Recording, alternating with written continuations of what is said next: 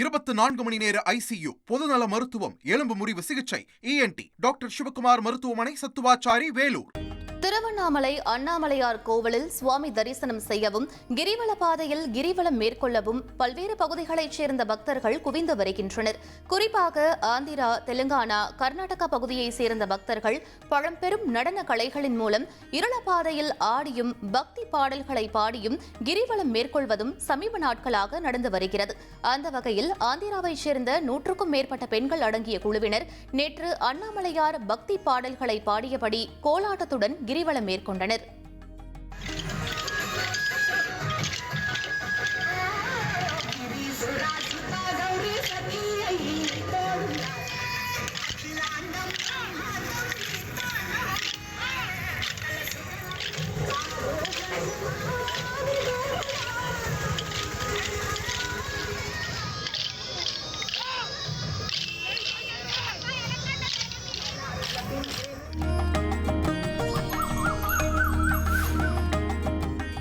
கோவை அடுத்த ஆனைமலையில் பிரசித்தி பெற்ற கோவிலாக மாசாணியம்மன் கோவில் விளங்குகிறது.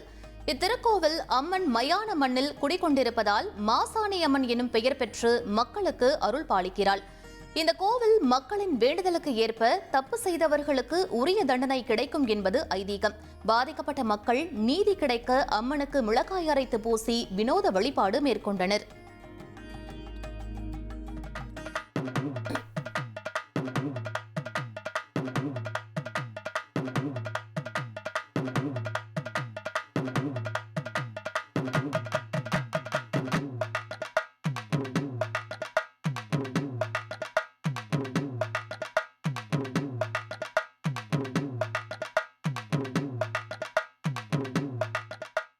ராமேஸ்வரம் ராமநாத சுவாமி திருக்கோவிலில் ஆடி திருக்கல்யாண உற்சவம் கொடியேற்ற நிகழ்ச்சி ஜூலை 19ஆம் தேதி நடைபெற்றது.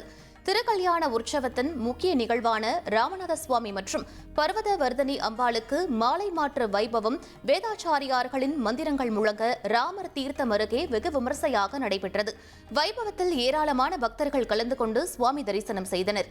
இதன் தொடர்ச்சியாக ராமநாத சுவாமிக்கும் பர்வத வர்தனி அம்பாளுக்கும் திருக்கல்யாண வைபவம் இன்று ராமநாத சுவாமி திருக்கோவில் மண்டபத்தில் இரவு 7 மணியளவில் நடைபெறவுள்ளது.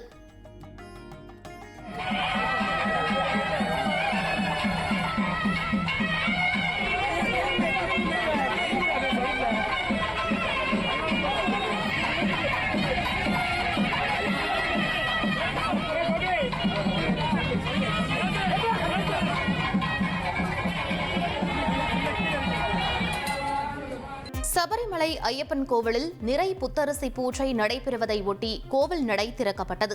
நிறை புத்தரிசி பூஜைக்காக பாரம்பரிய முறைப்படி பாலக்காடு மற்றும் கொல்லத்திலிருந்தும் ஐயப்பா சேவா சங்கத்தினர் நெற்கதிர் கட்டுகளை சபரிமலைக்கு தலைச்சுமையாக எடுத்து வந்தனர். ஆளிகுண்டத்தில் தீ மூட்டிய பின் பக்தர்கள் சுவாமி தரிசனம் செய்ய 18 படி வழியாக அனுமதிக்கப்பட்டனர்.